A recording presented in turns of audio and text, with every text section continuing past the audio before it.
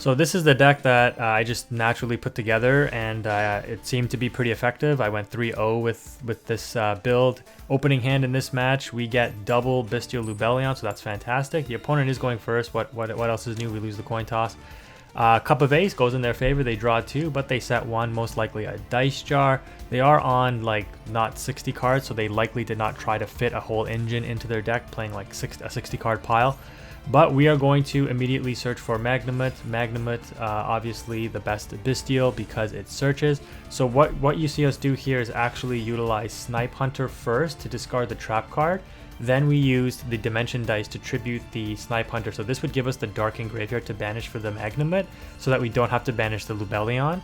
But of course, if Snipe Hunter hits, that's great because, like I was saying in the decklist video, or I will say in the decklist video, most of the opponent's deck, like the cards that they're also playing, like same as us, the rental cards, they're light and dark. So you'll have a lot of targets for your Bestial. So anyways, Dimension Dice brings out the Relentless, and then we're able to go, the Relentless effect, whatever, just get whatever attack, use the Magnamut, banish the Dice Jar, and then use this random field spell effect because either I'm going to be able to go for game or I'm not going to go for game. So it doesn't matter. Either I get the 6 and everything else doesn't matter. So I actually got the 6 and I deal 6,400 damage. The opponent has Thunderball though to save themselves, and we just beat into that. Then main phase 2, or sorry, Thunderball is going to be able to try to roll the 6 to get the Cup of Ace back, and they do.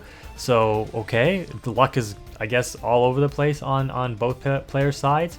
We're going to go ahead and tribute out for that Bestial Lubellion, which is going to bring out that regain, and now it's pretty much GG. We've got 2 monsters on field. This is why this engine works well, because the Bestials give you that extra body in addition to your normal summon. You can often go into Vert and then get into your DPE, which is going to give you the disruption during your opponent's turn, and destroy and just pop cards on the field left, right, and center. Also helps you complete that annoying destruction challenge that you might get on your dailies. If they are running Bestials, you know, your DPE is going to get banished, so it's not the greatest, but again, you run your own Bestial, so it's not the end of the world here. The opponent uses Cup of Ace, gets the heads again to draw 2, so they've drawn 4 off Cup of Ace. Pot of Greed City, pretty insane. We're going to go ahead and bring back the Magnamut because of the regain when they summon the Time Wizard. Then we're going to use DPE to pop Time Wizard so that they cannot use the effect to hit our field. However, they do have the summon dice and they get the effect to summon from the graveyard, so pretty lucky again. Will they get lucky yet again? Yes, they do with the heads, and the Time Wizard blows up our Magnamut. And then I'm going to use this effect for no reason whatsoever, and they get a 6, which doubles their attack again. This is absolutely crazy. Everyone's getting like maximum effects here. It's insane. Mostly my opponent, but hey, that's totally fine. We're going to go ahead and block the attack though with the Druid's Worm, so obviously it was low risk. The opponent kind of realizes it's game over anyways.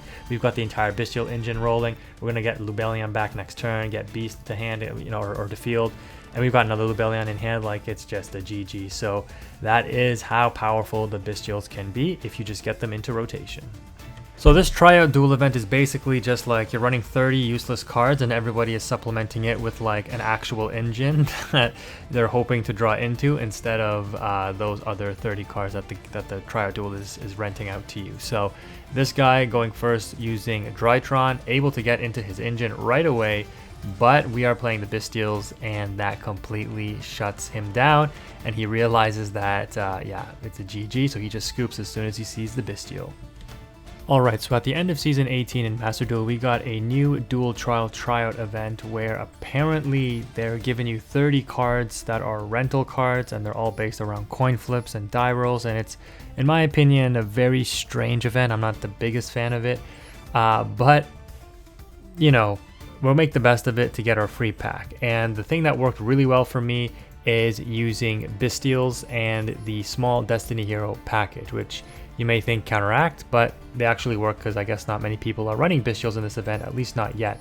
But this was a really annoying event for me to figure out what should I play, and I was able to go like 3-0 with this build very, very quickly. So the gist of it is you just need to get into a Bestial, and then as soon as you get the Bestial engine running, you're pretty much going to win the game, because there's a lot of dark monsters actually in this deck, dark and light. So like the Dice Jar, the Time Wizard is light as well. The Thunderball is a dark, and Snipe Hunter is also a dark. So, and then this thing, Arcana Force, which they discard to avoid battle damage, is a light. So there's a lot of targets naturally for Bestials in the opponent's deck and in your own. And then as soon as you get like Regained up, you're going to just start drawing a ton of cards. And as soon as you get Beast up, you're going to be popping cards back and forth. Regained is a self-sufficient engine where you banish a Bestial, you put it back, you search for another one with the Magnema that you recur.